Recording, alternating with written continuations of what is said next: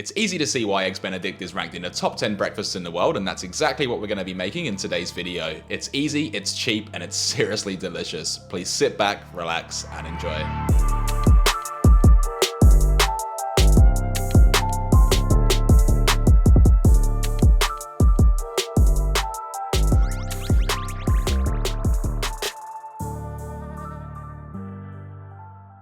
Alright guys, starting us off, let's place a small saucepan filled half full of water onto our stovetop and add in 1.5 tablespoons or 30 milliliters of white vinegar, which is going to be for our poached eggs. Then place this onto a high heat and bring it to a simmer.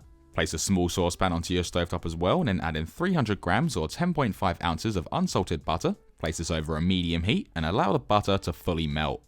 Once melted, allow it to cook for 4 minutes, which will then cause some of the milk solids to float to the top. This can then be taken off the heat, and then with a spoon, we're just going to gently remove the milk solids, being careful not to remove too much of the clarified butter. The reason we're removing this is because when making hollandaise, we want this to be silky smooth, and these fats or milk fats can potentially split the hollandaise or cause it to be slightly clumpy, which is definitely not what we want.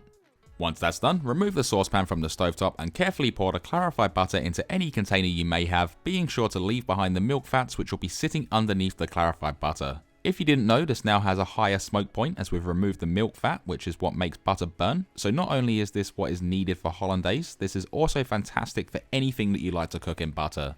Now with the milk fats left over, I know some people like to use this for popcorn and other things like Indian breads, but it is okay to get rid of this if you don't have any use for it. Now back to the poaching water, which is at a low simmer. This can be taken off the heat for the time being. Then place a large bowl on top of the saucepan to create a bain-marie or double boiler. Just make sure that the bowl is not touching the water. To make our hollandaise, add in 3 large free-range egg yolks if this one decides to get out of the bowl, along with 1 tablespoon or 20 milliliters of white vinegar or freshly squeezed lemon juice. Hold the bowl firmly with a tea towel so you don't burn your hand. Then using a whisk, vigorously whisk this up until it forms thick ribbons. The way this works is we're using the heat from the saucepan to slowly heat the egg yolks. Naturally, egg proteins are long molecules that are curled up into a ball, and when you heat them, these proteins uncurl and form bonds with other proteins. When cooking eggs like this, we just want to heat it enough to cause the proteins to uncoil, but if we don't keep this moving, hence the vigorous whisking, the yolks will scramble and we will have to start this again. As for the vinegar or lemon juice, this adds a nice acidic touch to the flavour and also makes this unfriendly to bacteria growth, so there's no need to worry if you are concerned with consuming eggs.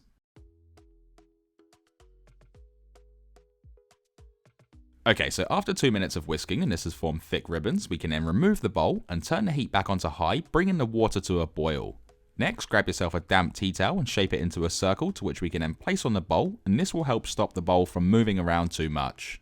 Now whilst continuously whisking, slowly pour in the clarified butter that we made before to create an emulsion, and this is what's going to make our hollandaise silky smooth. For this part we do have to add the clarified butter in very slowly to help the bonds form together, and adding it too quickly will cause it to split. If you do happen to split this, it can be fixed by adding a splash of water, and that will help things come back together. I also want to say that most recipes you see for hollandaise are quite particular on how much butter you add, but this really does depend on the fat content in the yolks you use. Some are more fatty, which will require less butter than others, but if you stick to 3 egg yolks to 280 grams or 9.8 ounces of butter, you won't have any problems.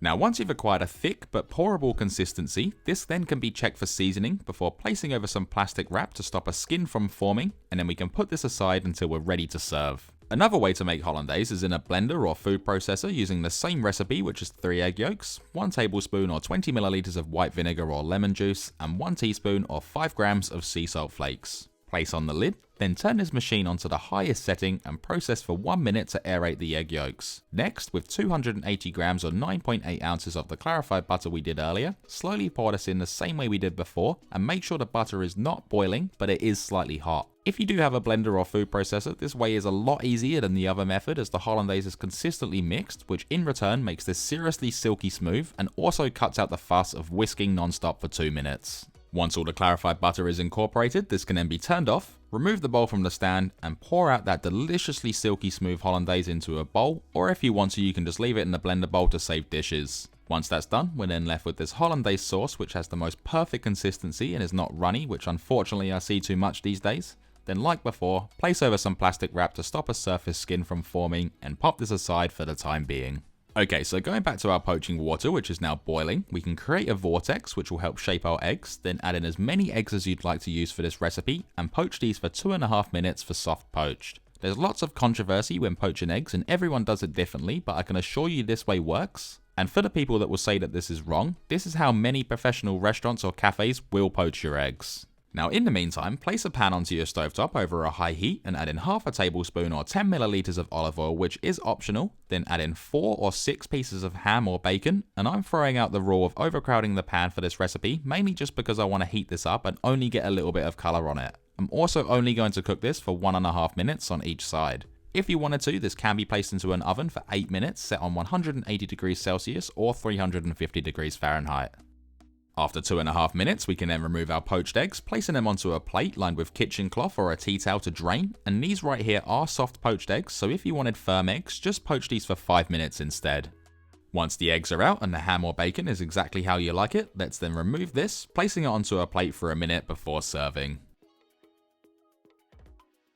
Now this part is optional, but to the pan, add in 180 grams or 6.3 ounces of baby spinach and saute this for 1.5 to 2 minutes or until wilted and soft. Whilst it's cooking, add in half a teaspoon or 2.5 grams of sea salt flakes as well as 1 teaspoon or 10 cracks of black pepper for a nice seasoning. Then continue to cook this down until it's nice and soft and wilted, which can then be removed from the stovetop.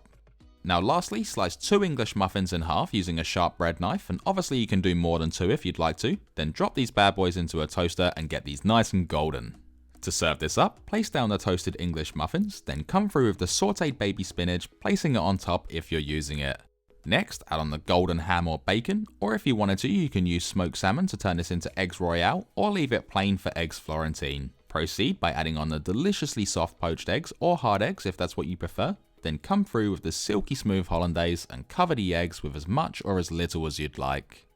We can then top this with a little bit of roughly chopped parsley for a bit of contrast, crack over some black pepper for a nice pop in flavour, or you can add a pinch of cayenne pepper. Then how good does this look? We've got the crunchy English muffins topped with the sauteed spinach, the ham, the poached eggs, and of course that amazing hollandaise. This then leaves us with the best part, and that is we can then pop open these eggs to get that yolk oozing, and finally we can then dig in. So there we have it. This recipe right here serves 2 to 4 people and can easily be doubled, tripled and so on, and I deliberately made more hollandaise for this recipe just because it's the best part. Unfortunately you can't store or reheat this just because the hollandaise sauce will break and split, but I can guarantee you'll eat it all before then anyway, so there's no need to worry about that. If you enjoyed this video, be sure to smash that like button, it really does help my channel out, and consider subscribing along with hitting that bell notification next to it so you never miss when I upload. Thanks for watching everyone, stay safe and enjoy.